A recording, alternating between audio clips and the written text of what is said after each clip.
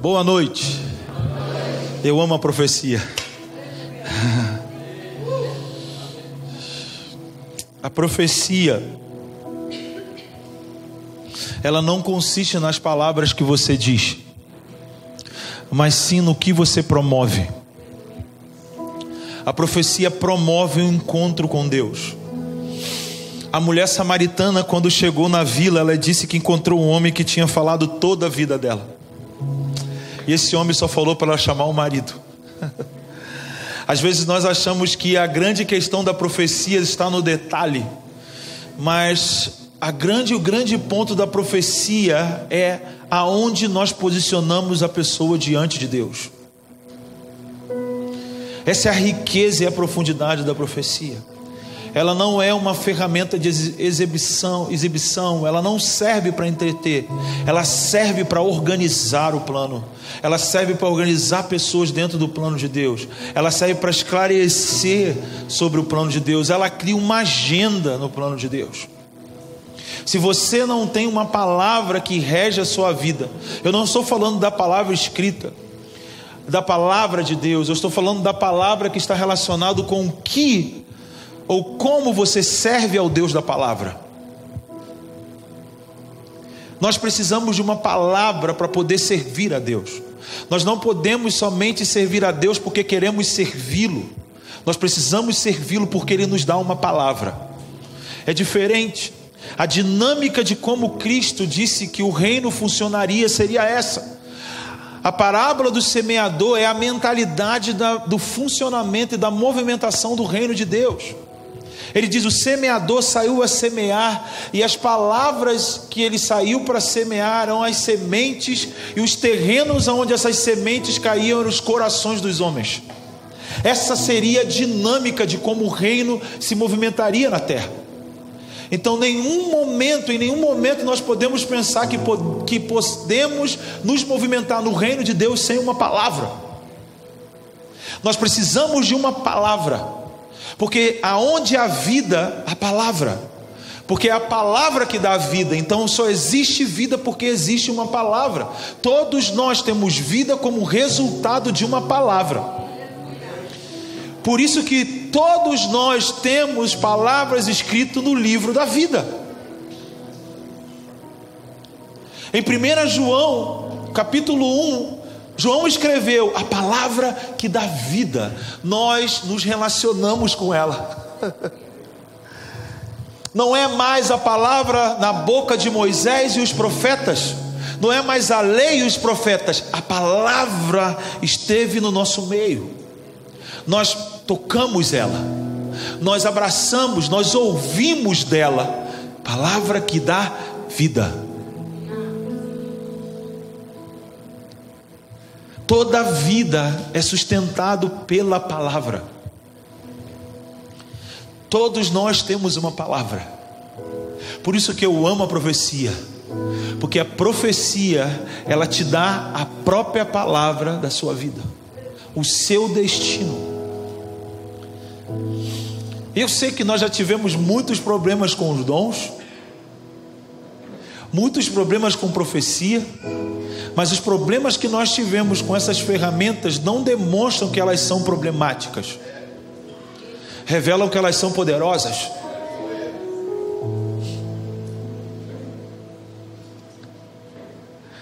E são indispensáveis. Por isso que dá problema.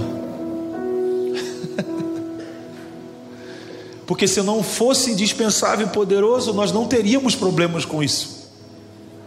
Mas parece que desde quando a profecia foi conhecida, o ambiente profético e da profecia sempre foi desafiador.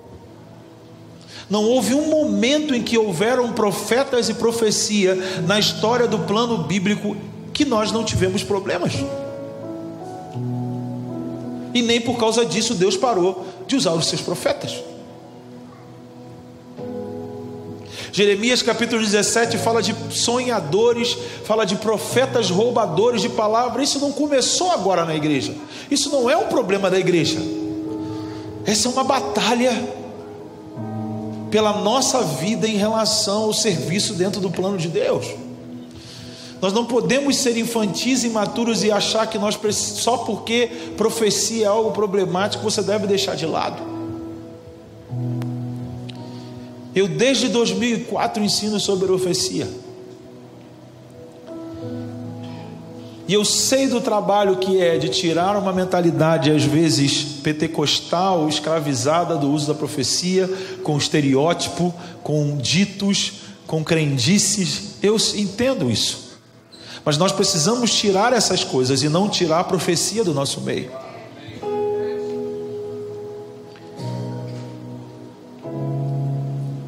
Porque basta uma palavra para mudar uma história. E Deus não fará nada sem antes revelar aos seus servos, os profetas. A vinda de Cristo não eliminou versículos bíblicos. A nova aliança não é a substituição de versículos. Nós somos muito engraçados quando nós achamos que Deus que funcionou no Antigo Testamento não é o mesmo Deus que funciona no Novo Testamento. Só que a gente esquece uma coisa, que o Novo Testamento não começa na Nova Aliança.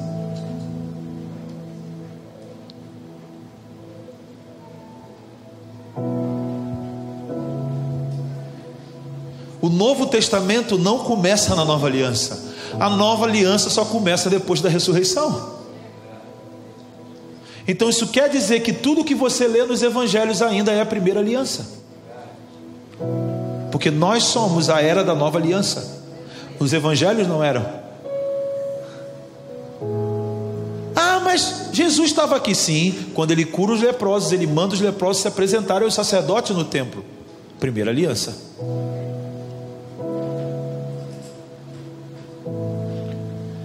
Mas eles começam, quando eu digo eles, João Batista e Jesus começam a anunciar a nova aliança.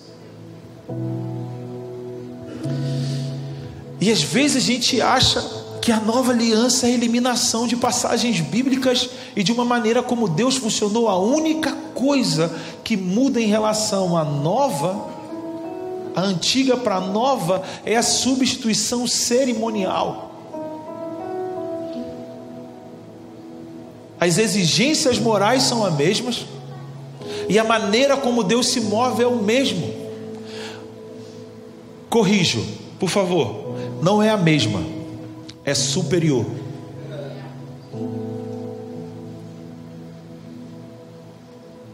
Só que nós tratamos a nova aliança como algo inferior à primeira.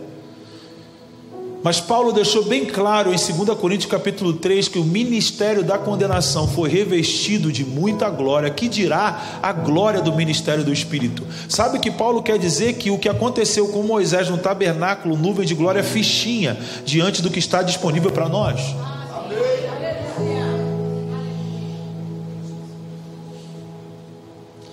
O problema é que nós ainda continuamos esperando uma nuvem.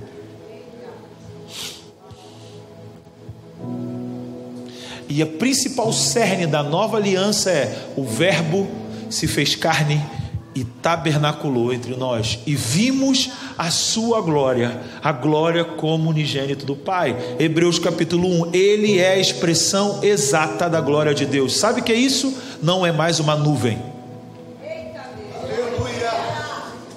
Não existe mais Shekinah. A expressão exata da glória de Deus é o seu Filho, e vimos a sua glória. É superior, porque agora é pessoal, não é sombra. É um Deus que se fez humano para poder tocar a humanidade. Não é a humanidade tendo experiências com fenômenos.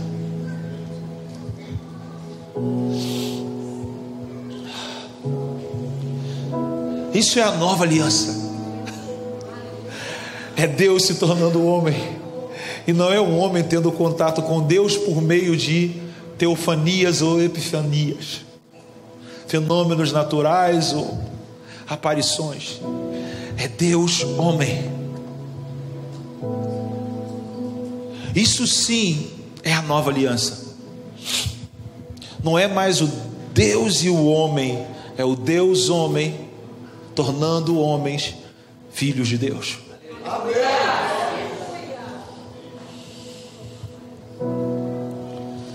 E nós pegamos versículos bíblicos e tratamos deles, do Antigo Testamento, da Antiga Aliança, como não funciona mais, por causa dos problemas e dos erros funcionais. Isso é um desperdício.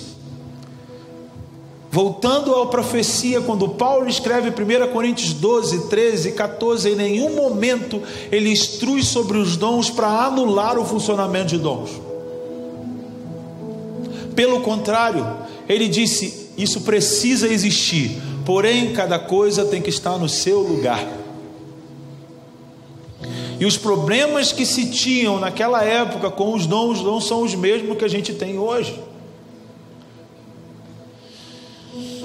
E as soluções que nós temos hoje em relação aos dons são superiores às soluções que Paulo escreveu para aquela época.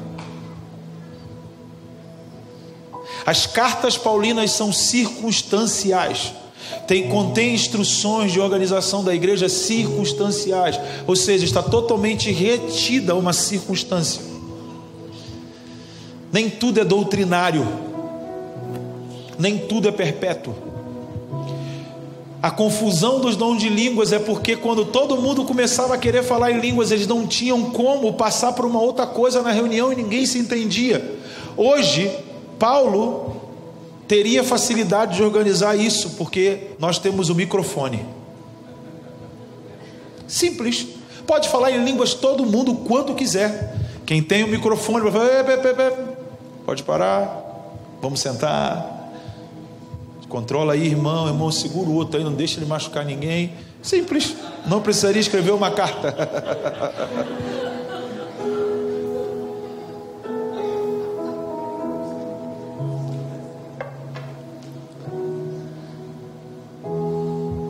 E vai saber, irmãozinho que falava para fulano no cantinho, dava a palavra: proíbe. Profecia tem que ser pública. Tem que ter 2 ou 3 testemunha, tem que gravar, tem que prestar conta. Organiza. Eu trabalho com isso. A minha filha de 9 anos profetiza. E as pessoas mais idosas da nossa congregação também profetiza. Todos profetizam. Intercedem, oram. Todos. Crianças, jovens e velhos. É a profecia de Joel. Todos têm que estar diante do altar. Nós vencemos como geração uma coisa, um aspecto. Porque antigamente, quando você marcava a reunião de oração, só tinha os mais velhos. Não é verdade? Só os velhinhos oravam. Essa juventude está gostando de orar. Se você marcar 12 horas de oração, os jovens vão vibrar em orar. Isso é uma vitória. A oração ganhou força, porém tem pouca experiência. Mas ganhou força, porque jovens sois fortes, porque já venceste o maligno. Mas falta o que Pedro diz: sedes criteriosos na oração. Falta critério. Mas os problemas surgem para que possamos aperfeiçoar, para que possamos crescer, e não para que desistamos do que está acontecendo. Nós precisamos progredir. Se queremos avançar, evoluir, aperfeiçoar, temos que arriscar, temos que fazer coisas que vão dar problemas.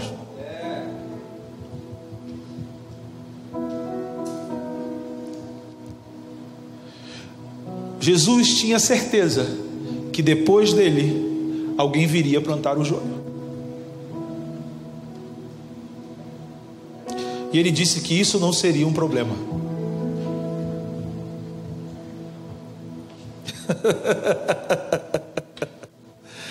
Só que nós estamos tão acostumados a tentar reter problemas que perdemos a vida.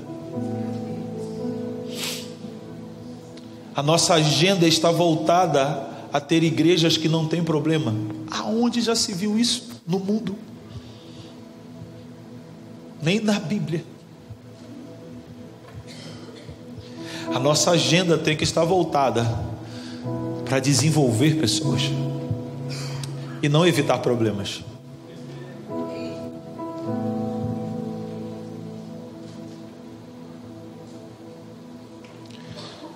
Porque eu não sei você,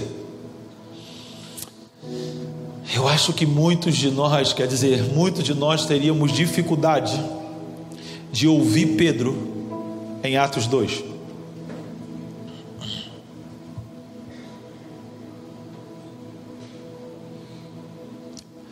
Pedro está querendo falar agora que ele sabe o que está acontecendo. Há um mês atrás ele foi o cara que todo mundo soube que não entendeu nada que estava acontecendo. Pedro foi o cara mais exposto dos 12, mas foi o cara que mais recebeu autoridade entre os 12. Pedro vacilou demais. No momento de toda a revelação, uau, tu és o Cristo, filho de Pedro, tu és Pedro, e agora o teu nome espiritual é esse, você vai ser o iniciador, e pai, vou dar a chave a você, e você vai modificar, e Pedro ouvia aquilo tudo, falou, nossa, é agora, nada vai parar a gente, e Jesus começou a falar, não, mas eu vou ser perseguido e ser morto no terceiro dia, não, Jesus, calma, eu entendi agora, me ouve,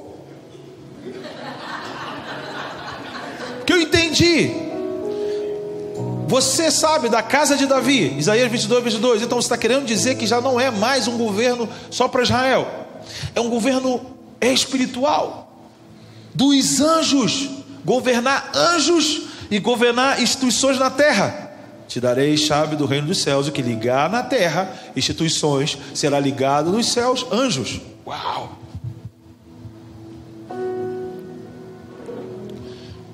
Alterar o curso das coisas da humanidade. Uau, eu entendi. Agora eu entendi tudo. Vem cá, não vai acontecer isso com você não. Para trás de mim, Satanás, porque cogita as coisas dos homens e não as que são de Deus. Nós somos assim. Temos grandes revelações e humanizamos as revelações que temos, ou demonizamos as revelações. Isso aconteceu com Pedro. Mas o que eu estou fazendo é o que Deus me mostrou, exatamente, mas pensou de uma maneira que não se adequa ao que Deus te mostrou. Pode ser que Satanás esteja influenciando isso. Deus me livre, me acontecer isso aconteceu com Pedro, fica calmo. Eu sei que você é perfeitinho, quase não erra. Calma, Jesus está aí. Tem gente que não erra e não precisa de Jesus. Pedro errava e aprendia a precisar mais de Jesus.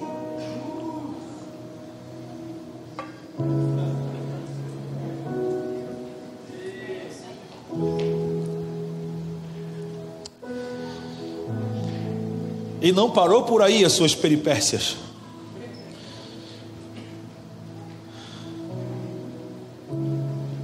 Pedro pegava a moeda e dizia, Roma pede a moeda. O que a gente faz? Pedro, dê a César o que é de César, o que é de Deus, o que é de Deus. O que está na moeda, Pedro? Tudo é de Deus. Entendeu, Pedro? Você não está fazendo nada a César. Você faz a César por Deus. E fica tranquilo. Tá bom. Se você é você mesmo, mestre, fala que eu ando nas águas. Fala que eu vou até onde você está. Se você é meu mestre. E Pedro está falando o seguinte: se eu sou discípulo dele, a ideia é que o discípulo sempre pode fazer o que o mestre faz. Se você soltar uma palavra, eu ando. Vem, Pedro. E está Pedro andando na água. E Pedro afunda.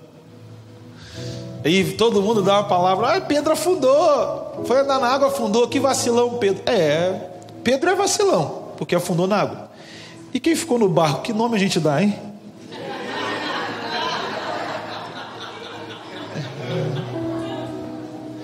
Pedro afundou, mas ele andou.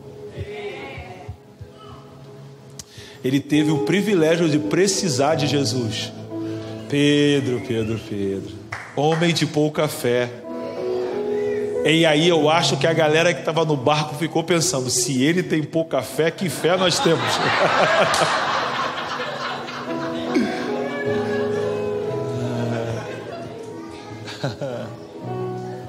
E vai Pedro de novo: mestre, você não pode lavar os meus pés. O certinho. Pedro, se eu não lavo os teus pés, você não tem parte comigo.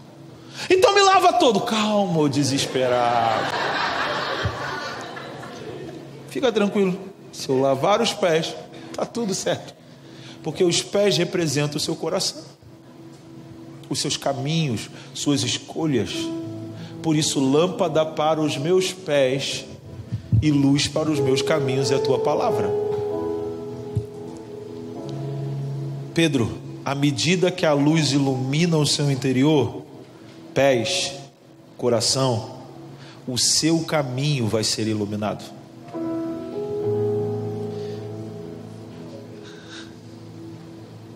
Deixa que eu só ilumine o seu interior. E Pedro depois falou: eu não vou te deixar nunca, eu estou pronto para morrer contigo. É verdade, Pedro, mas Satanás te pediu, e eu intercedi por você. Uau! Ele teve a intercessão pessoal de Cristo, porque Satanás estava interessado nele. E eu orei, intercedi por você, para ele só te peneirar, Pedro. Eu não vou te livrar dessa. Você vai ter que se ferrar. Se ferrar faz parte do plano, entendeu?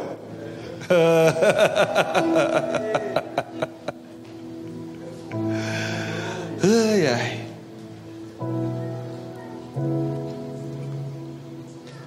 E depois, Pedro, eu intercedi para que você não esmorecesse.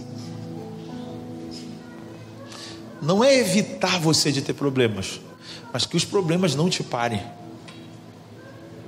Para que depois que você se converter, você ajude os seus irmãos. E Pedro não entendeu direito. Chegou os caras para cercar Jesus e ele mete a mão na espada e corta a orelha de Malcom. E Jesus fala: Pedro, o que você está fazendo? E coloca a orelha de Malcom no lugar. Ele, de novo, eu dei mole de novo. De novo, outra coisa errada que ele fez, cara. E muita gente acha que depois Pedro negou Jesus porque ele tinha medo. Ele encarou mais de 100 homens. Ele quis dar uma de Rambo no Monte das Oliveiras. Você está cercado com um monte de gente armada, tu tira a arma da mão do cara e corta a orelha dele, esse cara tinha medo? Fala para mim. Medo é o cara que escapou sem roupa. Ele partiu para cima de todo mundo. Pedro não negou porque ele teve medo.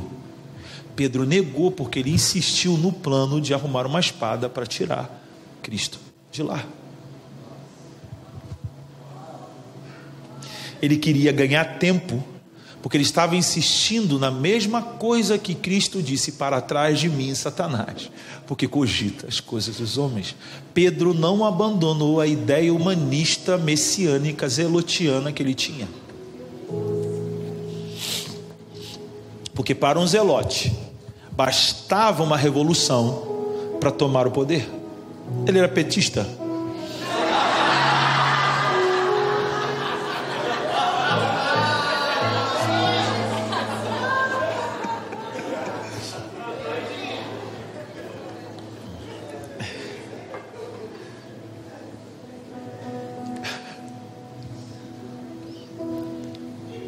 E depois desse momento, ele desistiu de toda a expectativa, pensamento, cogitação que ele tinha humano. Ali ele foi liberto. E sabe o que eu acho mais legal? Quando Jesus ressuscita, Ele fala para as mulheres o seguinte: avisa a Pedro e aos outros que eu ressuscitei. Eu quero tanto ser um Pedro. Deus sempre contraria a nossa ideia de como é servir com Ele. O cara que mais deu problema foi o cara que ele queria ver primeiro, quando ele ressuscitou. Porque Deus não tem problema com problema.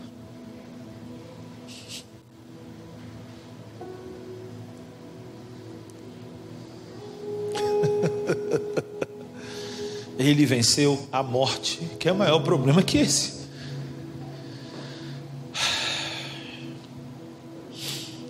Eu não sei o que é mais poderoso: ele vencer a morte, ou ele ser concebido no ventre de uma mulher, sem espermatozoide humano. Parece que é a mesma coisa. A forma como ele entrou no mundo apontou a forma como ele ia sair do mundo. Ele não veio ao mundo por vontade humana. Ou seja, a consequência que o pecado que está na humanidade por causa da vontade humana não influenciou nem na concepção dele. Por isso não tinha nem autoridade para mantê-lo naquele lugar chamado morte, porque ele não tinha nada a ver com isso.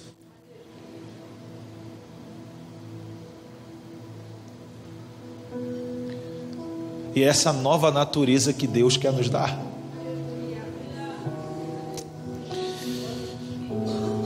E Pedro foi o cara que soube interpretar os sinais dos tempos.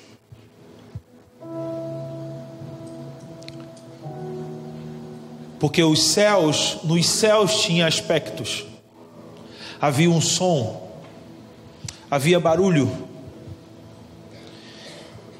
Eu nunca estive em Jerusalém, mas quem esteve em Jerusalém, uma pessoa esteve em Jerusalém e me perguntou: Fábio, como é que pode ter aglomerado pessoas para ouvir o que Pedro tinha a dizer?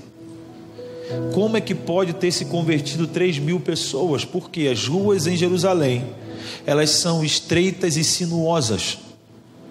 Ou seja, não tem como aglomerar 3.000 pessoas no lugar. Como é que Deus fez para essas pessoas ouvirem o que Pedro estava dizendo? Eu falei: uma boa pergunta.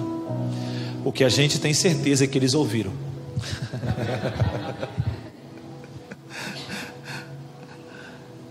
E Pedro interpretou os sinais dos tempos como ninguém teve capacidade de interpretar.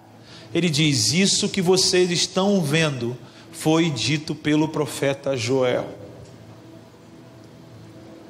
Só que mais interessante de tudo é que na profecia de Joel não contém nenhum aspecto do que estava acontecendo fisicamente naquele aposento alto.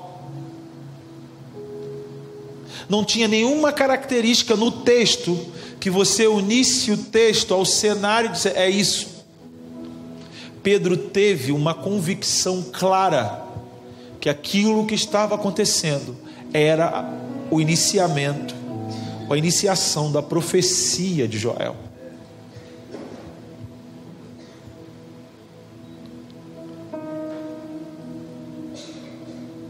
Ele foi essa voz na geração dele. O problema é que nós nos equivocamos nas duas coisas: em como se preparar para se tornar uma voz e como devemos ouvir uma voz.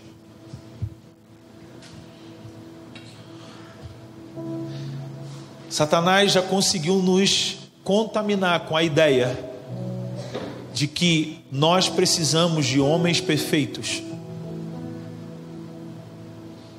para poder ouvir esses homens.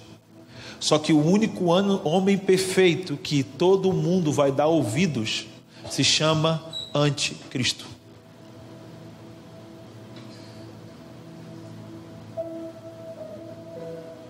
Silêncio.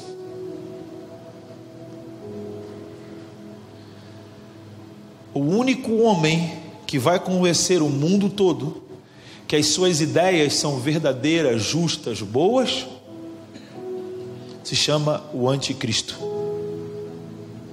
Esse é o único homem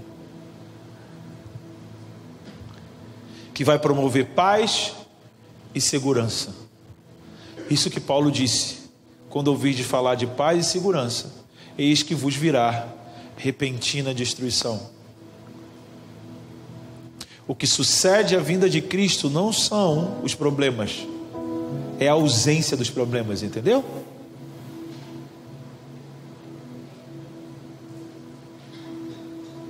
Quando os problemas não estiverem na terra, é porque alguma coisa está errado na terra.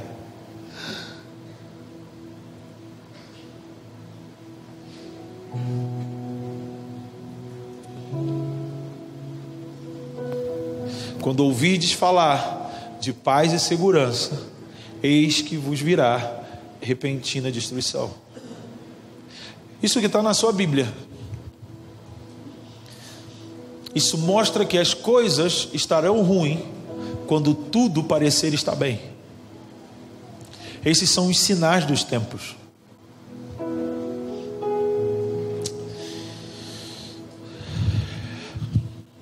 Agora parece que a gente ficou em silêncio.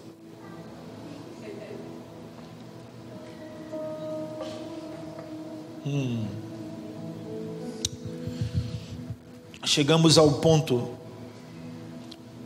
do que o espírito dessa cidade está envolvido. Oh, Senhor.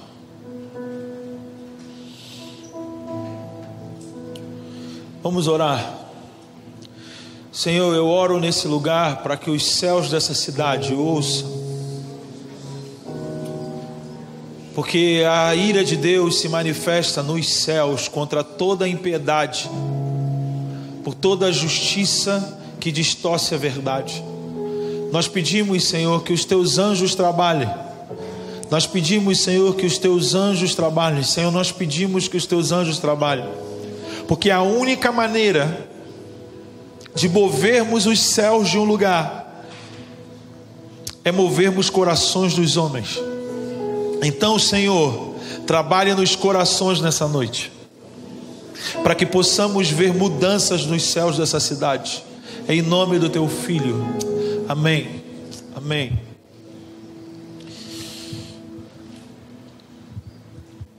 Na maioria das vezes, quando uma região tem um potencial de produzir ações sustentáveis, ela é seduzida a ficar limitada para ela mesma.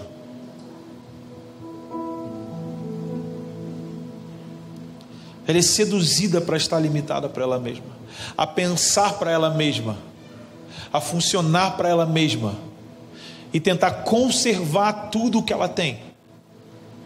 Não quer colocar as coisas em risco, não quer avançar, não quer inovar, não quer pensar algo que não seja adequado a tudo que se faz.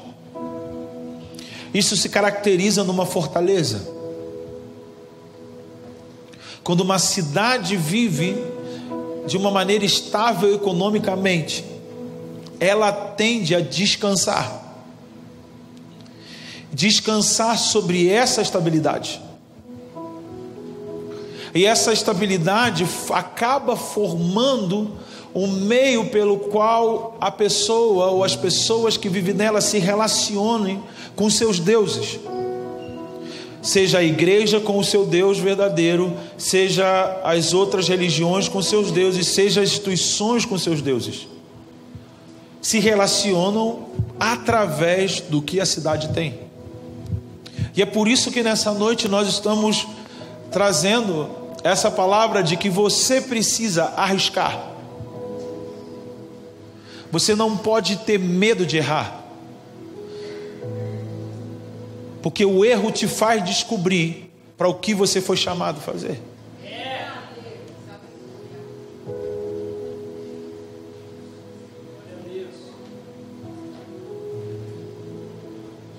Nós não podemos mais aceitar sermos várias caixas bem arrumadinhas num lugar. Nós precisamos trazer um pouco de bagunça.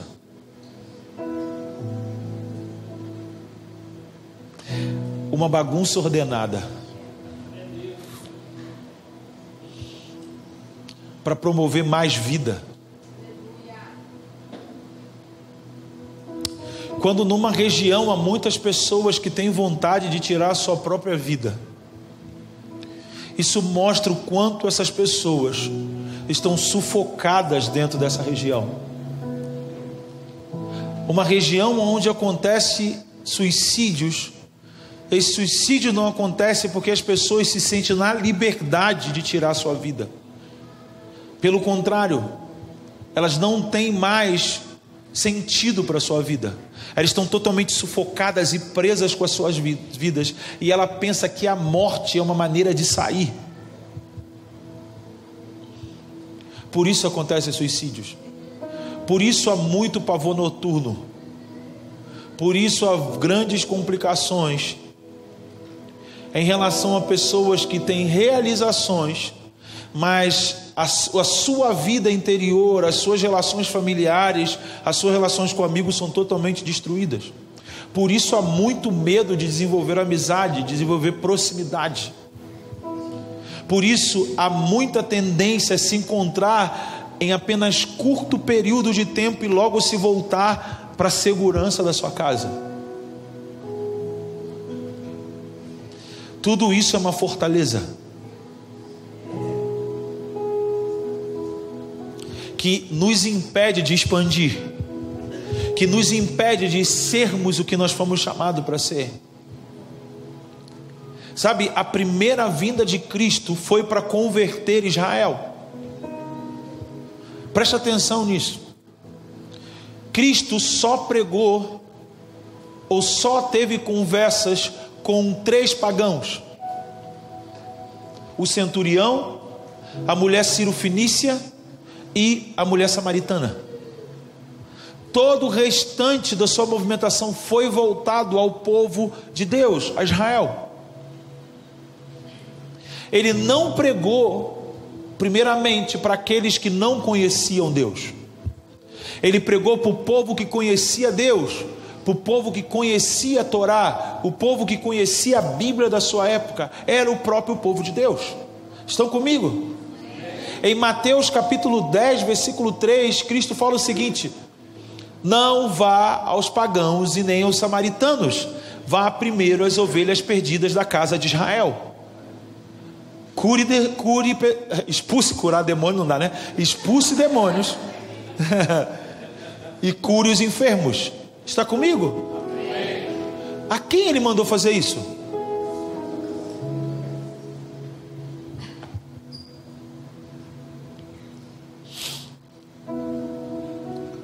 Ele primeiro veio restaurar a posição do próprio povo, porque o povo se envolveu, principalmente depois do período dos Macabeus, onde houve um grande crescimento da religião judaica, e depois houve uma invasão do Império Romano, em que trouxe consigo toda história grega, toda a filosofia grega, todo o pensamento grego que estava proliferando no mundo todo. Houve uma mistura de pensamentos, uma mistura na maneira de pensar. Os judeus ficaram muito helenistas, muito secularistas. Havia uma luta com o hebraísmo antigo contra o epicurismo, o estoicismo.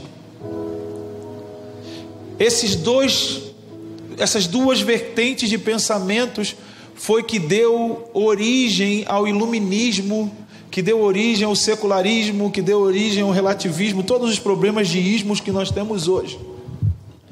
Exatamente era o cenário de Israel. Israel estava totalmente demonizada na estrutura de pensamento do próprio povo de Deus. Por isso o povo tinha dificuldade de entender como o Messias viria. Haviam partidos que cada um entendia de um jeito. Os zelotes achavam que era por meio de revolução. Você bota greve, revolução, você derruba quem está no poder. Essa era a ideia zelotiana. Como eu disse de Pedro, era a ideia de Judas. Judas não traiu porque ele queria o mal. Ele traiu porque ele achou que ele poderia forçar uma rebelião.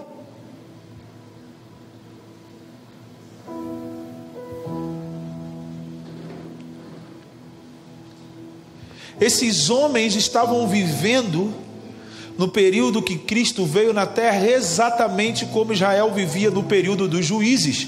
Cada um fazia o que parecia bom aos seus próprios olhos, porque não havia reino, não havia rei. Era a situação de Israel, não havia rei. Então, todas as vezes que há uma ausência de mentalidade de reino, nós fazemos o que parece bem aos nossos próprios olhos. Cogitamos coisas humanas para aquilo que é de Deus. E nós achamos que isso é um absurdo. Mas isso não é só é um absurdo, mas é real.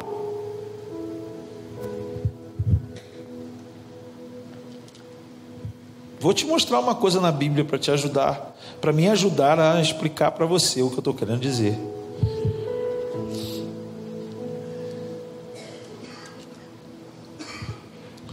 Abra sua Bíblia comigo em Números 21.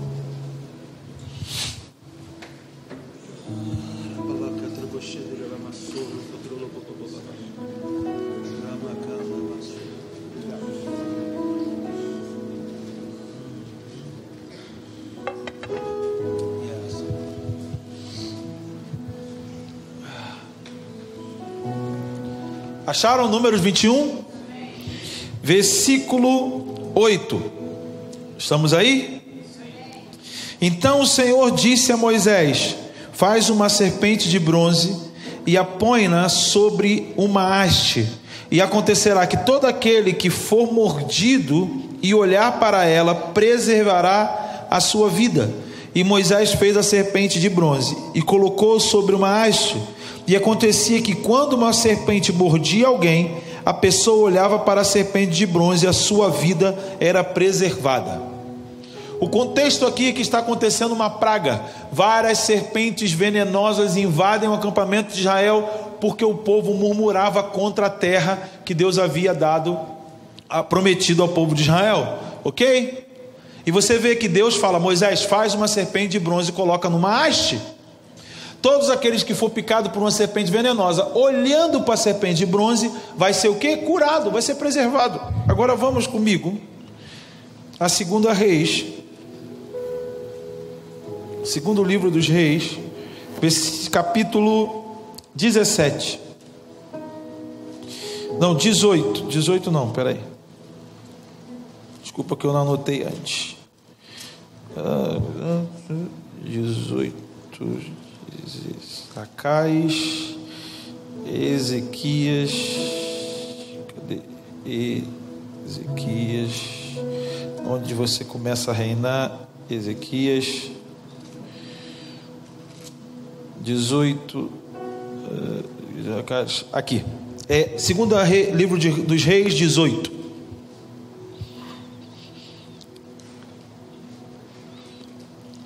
Obrigado pela sua paciência. Acharam aí? No terceiro ano do rei Oséias, filho de Elá, rei de Israel, Ezequias, filho de Acaz, rei de Judá, começou a reinar. E ele tinha 25 anos quando começou a reinar, e reinou 29 anos em Jerusalém. Sua mãe se chamava Abi, filha de Zacarias. Ele fez o que era correto diante do Senhor, conforme tudo que Davi, seu antepassado, havia feito. Ele retirou os altares das colinas, quebrou as colunas e destruiu os postes ídolos. Despedaçou a serpente de bronze que Moisés havia feito, porque os israelitas lhe queimavam incenso até aquele dia, e deu-lhe o nome de Neustã. Pegou aí? Quem foi que mandou fazer a serpente? E o que os homens fizeram com a serpente?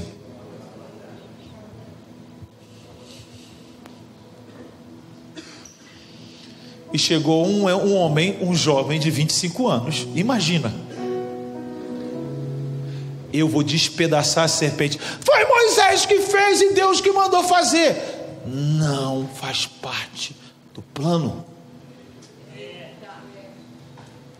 Porque chegou o tempo de reforma, isso que Ezequiel estava promovendo.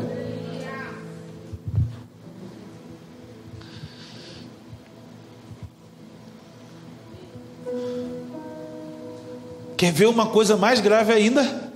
Vamos para João capítulo 3.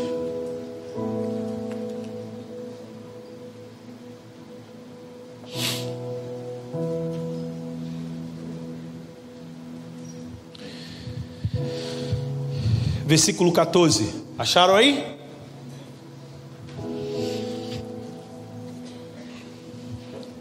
Assim como Moisés levantou a serpente do deserto, também é necessário que o Filho do Homem seja levantado, para que todo aquele que nele crê tenha a vida eterna. Amém, aleluia. Mas será que nós não temos feito o mesmo com o nome de Jesus?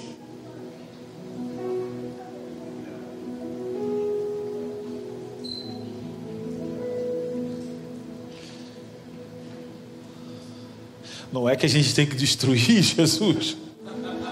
Por favor, se você achou que eu estou falando isso, desculpa, até agora você não me conheceu.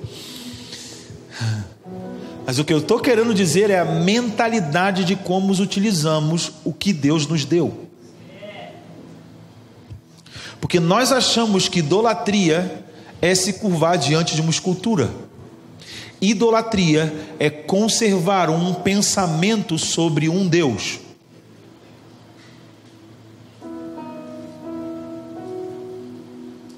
É quando nós conformamos Deus a como pensamos. Por isso, o primeiro mandamento: eu sou o Senhor teu Deus, e não há outro além de mim. Não faças imagens de esculturas entre mim e vocês. O pensamento que vocês têm sobre mim não pode ser modelado por vocês. É isso que ele quis dizer.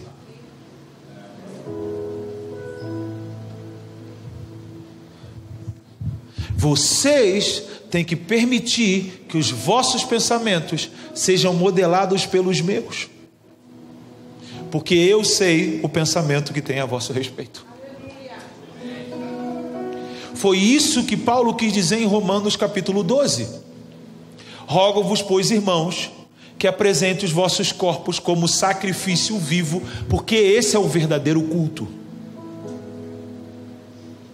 Como é apresentar um corpo como sacrifício vivo? Não vos conformeis com esse século. Não pense com esse padrão. Não pense que Deus é como esse padrão. Não conforme Deus ao padrão desse século. Não use Deus para atender as demandas desse século. Não use Deus para dizer que Ele vai te ajudar para passar os problemas desse século. Não use Deus para isso. Não use Deus para aquilo. Não coloque o nome de Deus em vão. Não coloque Deus em coisas vãs. Isso é idolatria. Porque a síntese da idolatria é o Deus que se identifica com os meus desejos e os atende. E Paulo está quebrando a mentalidade idólatra, dizendo: não vos conformeis com esse século, mas transformai-vos. Ou seja, mude a sua estrutura, metamorfose. Se você é uma coisa, se torne outra, e não torne Deus ao que você é.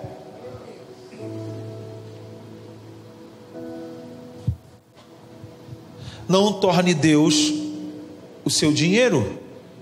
Não torne Deus a sua família. Não torne Deus o seu casamento. Não torne Deus a sua provisão. Não torne Deus a isso. mas mude a sua estrutura. Como? Pela renovação do vosso entendimento. O que é renovar o meu entendimento? É romper com o pensamento condicionado, que é a forma desse século. O século tem uma forma, não, a vida é assim, assim, assim, assim. E você diz, não, não, não, não, não, não. A vida não é assim. Quando Yeshua, Jesus, foi corrigir o pensamento de Pedro, ele mostrou: Pedro, no mundo se pensa o seguinte: quem preserva a sua vida, vive.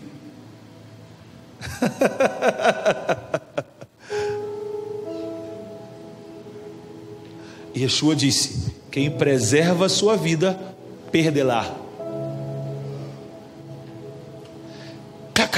Rompeu com o pensamento condicionado. Se você for olhar no documento original grego, existe duas palavras no lugar da palavra vida: psique e zoe.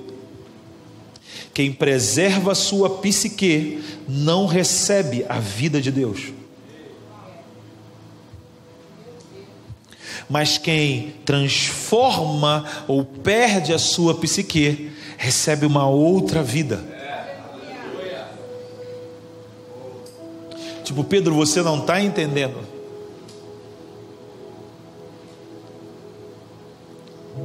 Se alguém quiser vir após mim, negue-se a vida psique. Porque assim você não vai se ver confuso quando for ter que acompanhar para onde eu estou indo.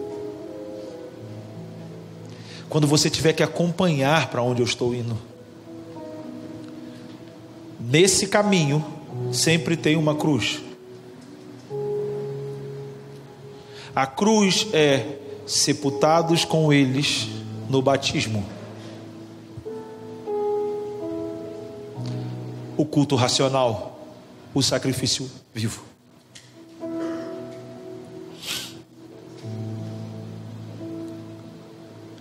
Nós não vamos experimentar avivamento nenhum, porque avivamento é o nome que deram ao poder da ressurreição, sem antes não estivermos sepultados com Ele. Isso não é tecnicamente, é corporalmente. Porque o poder da ressurreição serve para vivificar aquilo que está morto. Se você não permite morrer, não tem poder da ressurreição.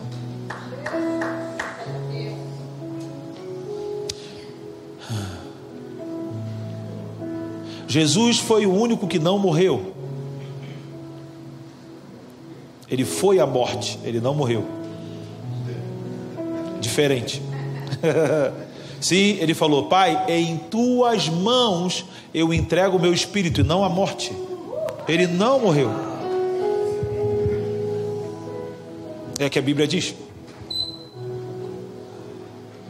Sabe que Deus é poderoso para mudar as coisas, né?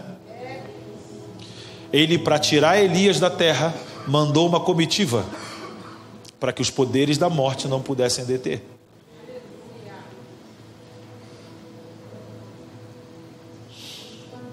Da mesma coisa ele fez com Enoque, porque Enoque viu o dilúvio. Saca quando Ezequiel foi levado entre o céu e a terra, e ele viu o passado e o futuro, presente e futuro? Lembra? O mesmo aconteceu com Enoque. E depois Deus tirou ele. O mesmo aconteceu com Elias, e depois Deus recolheu ele. Por isso são e Moisés, quando estava na montanha, Satanás queria o corpo de Moisés, Miguel foi e tomou o corpo de Moisés e levou. Por isso são os 3 possíveis profetas que aparecerão em Apocalipse 11. Possíveis. Não que serão. Eu acredito que Enoque pode vir para as nações, Moisés e Elias para Israel. Eu acredito, posso estar totalmente errado. Ah, você acredita que esses homens vão descer do céu? Sim, Cristo também.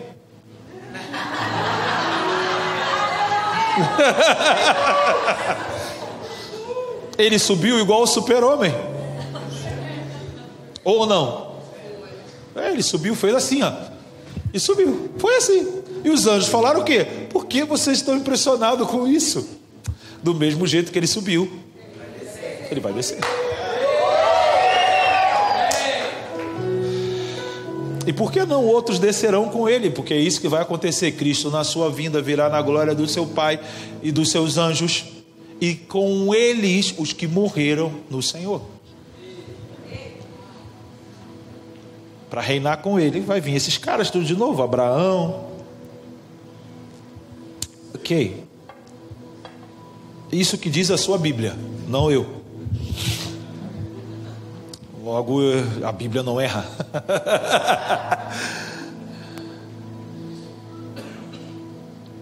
Então Cristo foi à morte, e a morte não pôde reter ele ali. Por quê? Porque a morte é o resultado do pecado. Como nele não havia pecado,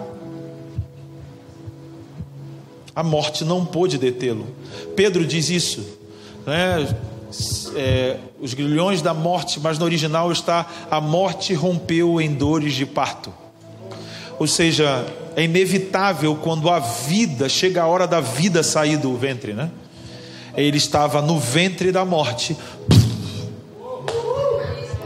e quando ele sai da morte, ele dá de cara com todo Satanás e todos os principados e potestades. Aí ele começa a triunfar sobre eles. Toma a chave da morte, a chave do inferno na mão de Satanás, amarra todos eles, como diz Paulo, nas cordas do seu cavalo, e começa a desfilar sobre todo o cosmos.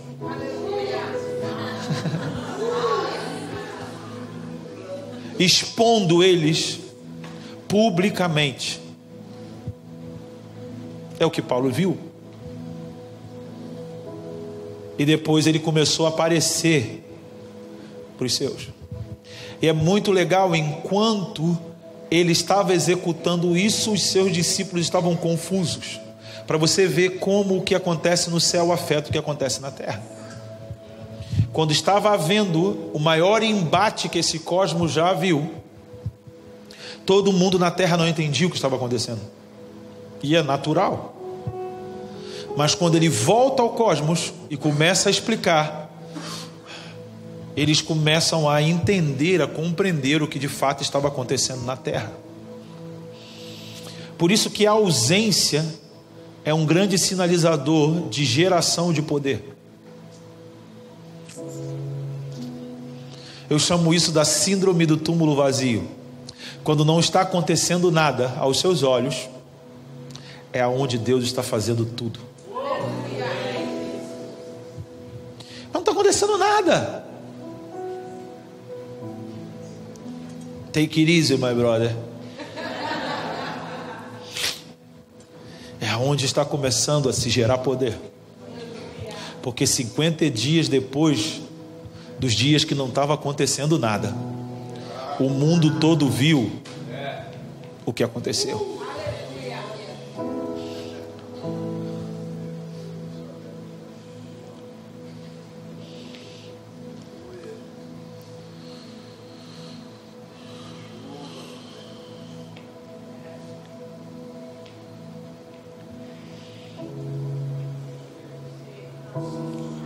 Não há nada que possa limitar o seu povo. Não há nada que possa limitar você. Não há nada que possa limitar a igreja nessa cidade. Nós precisamos experimentar a boa, perfeita e agradável vontade do Senhor. A vontade de Deus para a nossa vida é que sejamos seu povo. É simples. É simples. Sejamos então o seu povo. Não vos conformeis com esse século. Não escolha a profissão que vai te dar mais dinheiro. Não escolha os negócios que vai te dar mais dinheiro. Escolha aquilo que é a vontade do Senhor.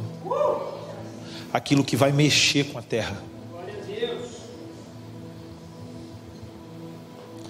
Porque se você tem uma palavra, você está produzindo em você a vida do reino. À medida que você vai vivendo de acordo com essa palavra. E o resultado disso é que ele diz que nós nos tornamos semente, semeadas no mundo.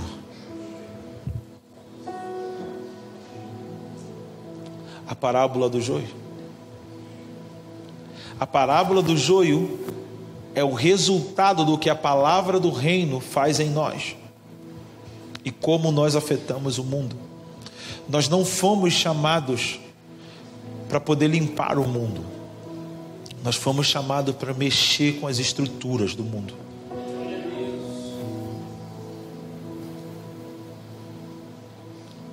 Da mesma forma como Cristo mexeu com as estruturas. A igreja inicial mexeu com as estruturas do Império Romano. Eles pareciam fracos, que não estavam promovendo grandes mudanças. E eles nem pregavam sobre isso. E eles nem focavam mais nisso. Mas eles converteram todo o Império Romano. Loucura. Paulo começa falando nas sinagogas e termina falando nos palácios. Agripa, Félix tiveram que falar com ele.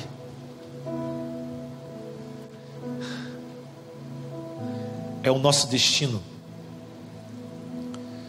Esse é o nosso destino. Vamos começar pregando a pessoas, igrejas, a cidades. Vamos tocar na economia da cidade como Paulo tocou em Éfeso, destruindo a idolatria, acabando com a feitiçaria, porque nós não relacionamos poderes ocultos com economia. Nós achamos que são coisas distintas. Não, porque em todos os armazéns, empresas têm um santinho. É uma mentalidade. Nós precisamos ser sal na terra, luz do mundo, ser fermento. Nós precisamos entrar na terra, entendeu? Nós precisamos entrar na terra. Em João capítulo 12, os gregos pedem para falar com Jesus. Eles falam com Filipe. Diz: Filipe, nós queremos falar com Jesus. E Filipe vai e fala: Jesus, os gregos querem falar com você. E Jesus vira para eles e diz o seguinte: chegou a hora do Filho do Homem ser glorificado, porque a semente precisa cair no terreno e morrer, para que cresçam as árvores e dê seus frutos. E eles olham para ele: o que ele está querendo dizer com isso? E aí Yeshua começa a orar: Pai, glorifica teu filho. Então veio uma voz do céu e disse: já o glorifiquei, eu glorificarei ainda mais. E aí João continua dizendo: uns diziam que foi um trovão, outros diziam que foi a voz de um anjo. Mas Jesus virou para ele e disse: essa é a voz do meu Pai, por causa de vocês. Aí vem o príncipe desse mundo, e nada dele vem em mim, porque ele já foi julgado. Agora, preste atenção no que representa esse sinal. Quando um pagão clama para falar com ele, ele diz: eu preciso cumprir o que disseram os profetas, eu preciso morrer, eu preciso entrar na terra, para que eles possam então ouvir o Evangelho. E nesse momento que eu estou cumprindo a palavra que está sobre mim, que disseram os profetas, o meu Pai está julgando o príncipe desse mundo. Uau! Cumprir a palavra traz julgamento sobre o império das trevas.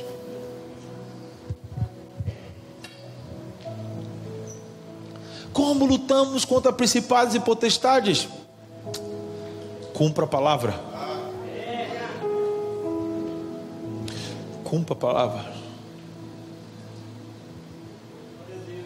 Tenha sensibilidade espiritual, porque os batistas nessa hora falaram que foi um trovão.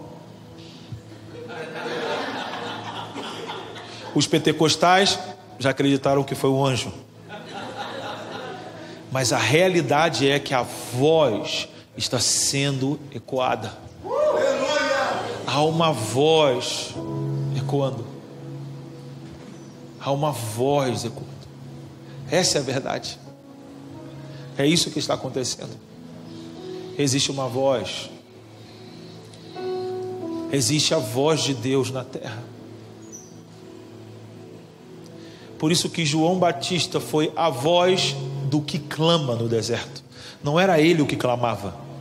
Ele só foi para o lugar onde tinha uma voz. E ele foi a voz. Nós como igreja precisamos disso. Precisamos trabalhar para nos tornar aquilo pelo qual Deus nos chamou para ser numa cidade. Não importa o quanto nós vamos conseguir mudar. O que importa é o que nós vamos nos tornar.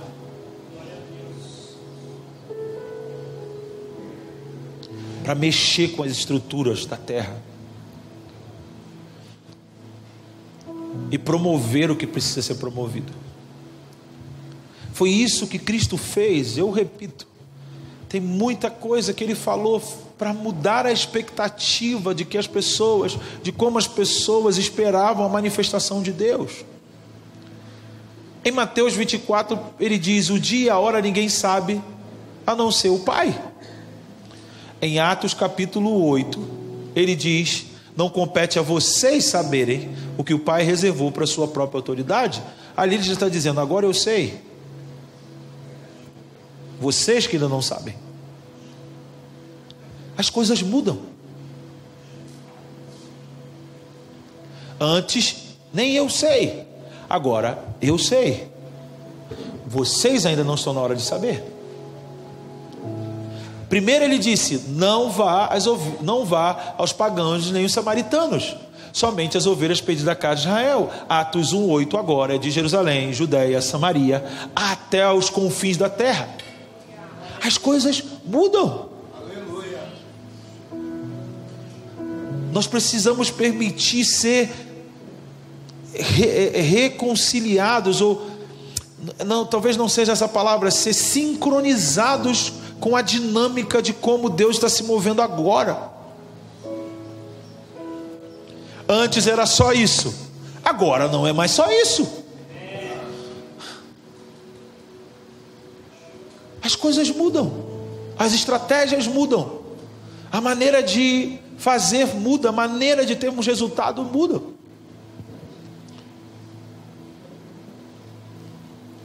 Paulo deixou bem claro, eu plantei, Apolo regou, quem deu o crescimento foi quem deu a palavra. Por que a gente trabalha para tentar fazer crescer a igreja?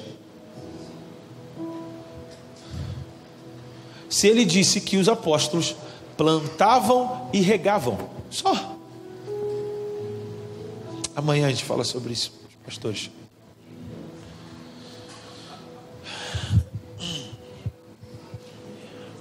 Senhor. As coisas mudam. Vou terminar. Eu aprendi com um amigo meu, quando um pregador fala, o último versículo para terminar, nunca termina nele, mas eu vou me esforçar nesse momento para cumprir. Eu quero ler uma última passagem com você para enfatizar isso, que as coisas mudam. Em Lucas 22, versículo 35.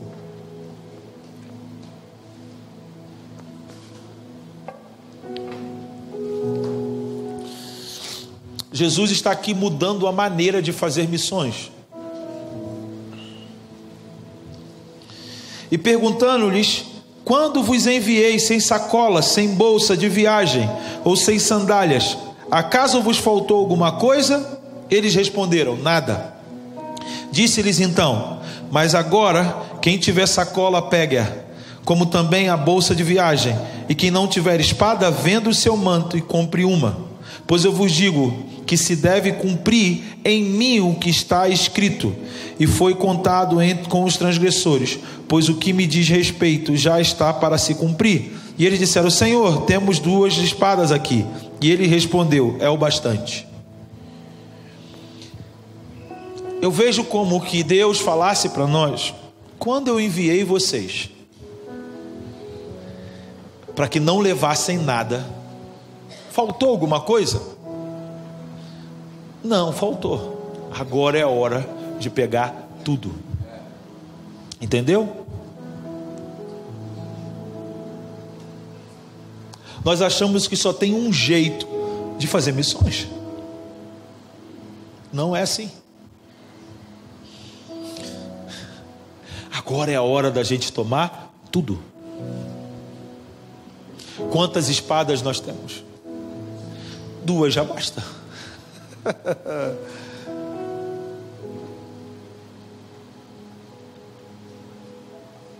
Na verdade, o que ele está falando aqui, vocês não estão entendendo o que eu estou querendo dizer. Já é o bastante. Tipo, vocês não vão entender agora. Ele está falando sobre preparo. Vocês estão preparados para esse novo tempo? Isso que é importante. Ele está mudando o jeito de a gente funcionar como missões, ou sermos missionais, porque o ID é a igreja.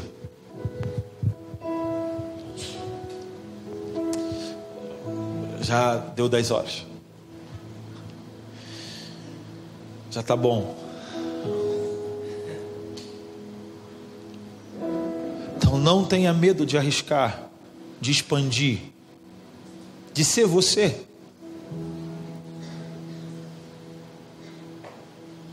Isso não é um problema para Deus. Deixa Ele revelar o que está no seu coração, para que você entenda o quanto você precisa dEle. Seja autêntico, seja puro.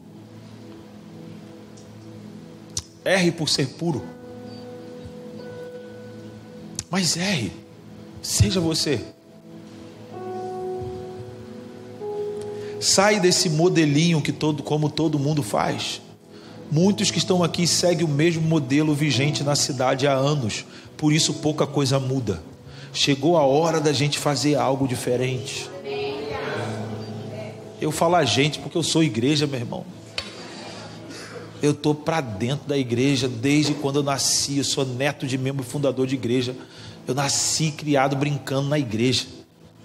E eu amo esse negócio. E eu acredito nisso.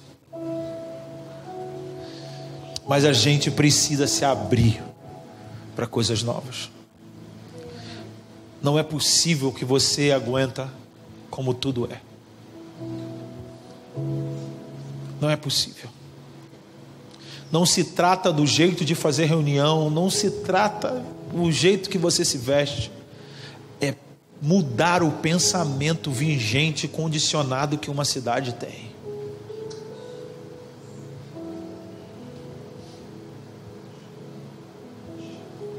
Por causa daquilo que Ele quer fazer na cidade. Está na hora de tomar as coisas, não está mais na hora de deixar as coisas. Escolha, tenha as escolhas relacionado com o que Deus quer fazer na sua vida, e não tome decisões com medo de perder a vida. Perca a vida e deixa Ele te dar uma nova. Chega de escolher por estabilidade. Chega de escolher por tranquilidade. Chega de cantar a música do Tim Maia. Eu só quero sossego. Está na hora de a gente trazer uma agitação para a nossa vida. Está na hora dos teus olhos ter fogo. Que Bolsonaro, não é isso que vai mudar. O que muda uma cidade é o sacerdócio. O governo de Cristo está na mão do sacerdócio. Eu não entendo porque a igreja fica orando para ter a chave da cidade. Para mim não faz sentido essa ideia, porque Ele deu à igreja a chave do reino dos céus.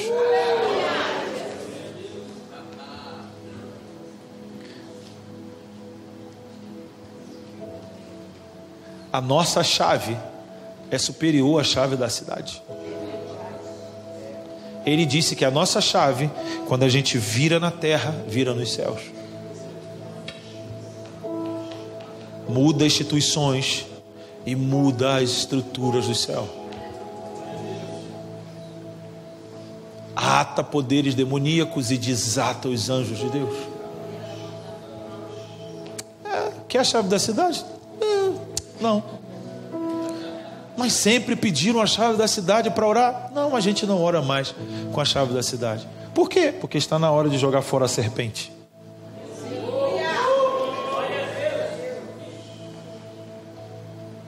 O que vocês vão fazer agora?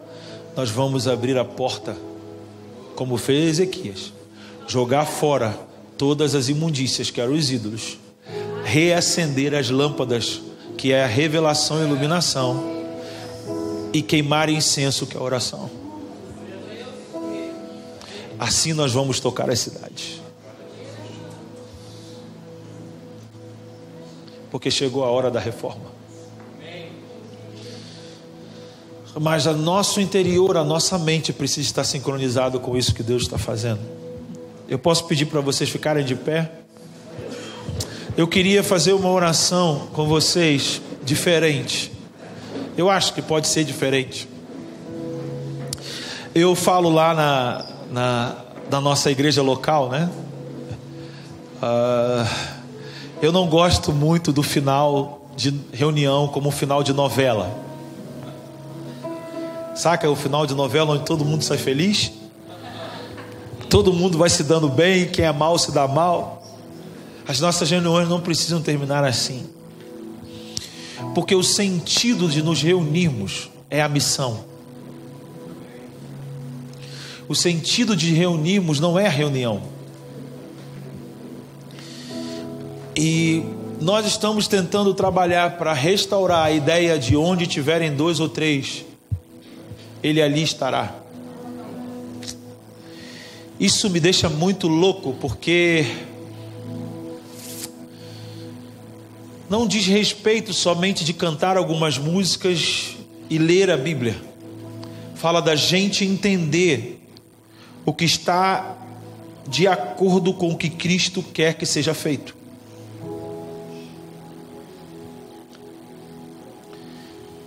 E isso é um tratado judicial, porque não se podia condenar uma pessoa se não houvesse 2 ou 3 testemunhas. E o contexto é disso. Mateus 18 fala sobre tomar decisões judiciais na igreja. E isso implica também a postura que a igreja deve ter diante das coisas. Porque ele fala: se 2 de vocês concordarem, assim será feito. Essas são ferramentas poderosíssimas, em que nós precisamos trabalhar para acionar. Porque isso não basta simplesmente ter uma ideia oral disso.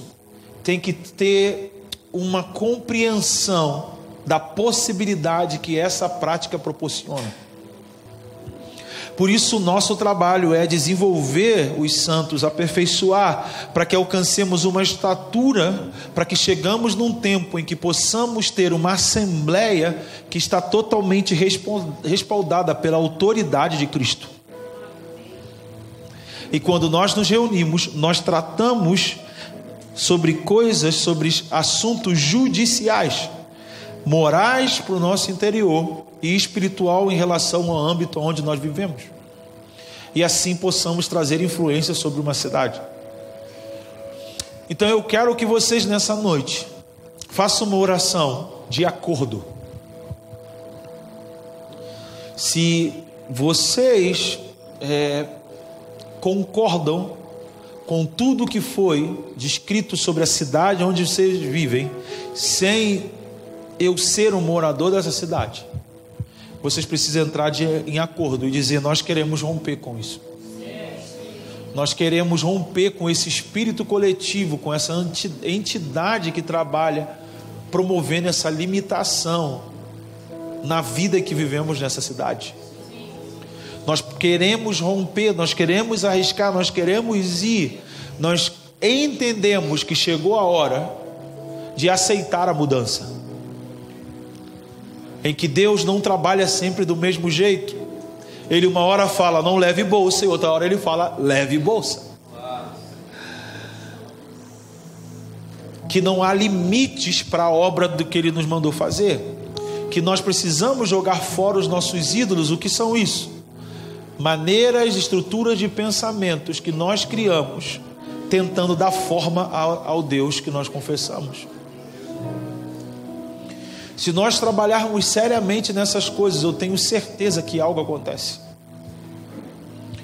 Algo acontece. Porque deixamos de simplesmente só sentir a presença de Deus e passamos a ser plantados nela. A nossa vida começa a ser nutrida por essa substância que é a presença. E foi isso que Jesus falou para os discípulos em João capítulo 6: quem comer da minha carne e beber do meu sangue tem parte comigo. Vocês precisam absorver o que eu ensino. Não está comigo porque eu multipliquei os pães, não está comigo porque eu curei alguns enfermos e expulsei demônios. Vocês precisam absorver a minha vida. Vocês precisam crer que eu fui enviado do Pai. Muitos discípulos não ficaram de acordo e foram embora. Essa é uma agenda que a igreja precisa assumir. Muita gente vai embora porque não crê, não absorve o momento. E ele vira para os principais, para os 12, e diz: e vocês? O que vocês vão fazer? Esse discurso é duro, mas o que vocês vão fazer? E aí vem Pedro de novo: para onde nós iremos?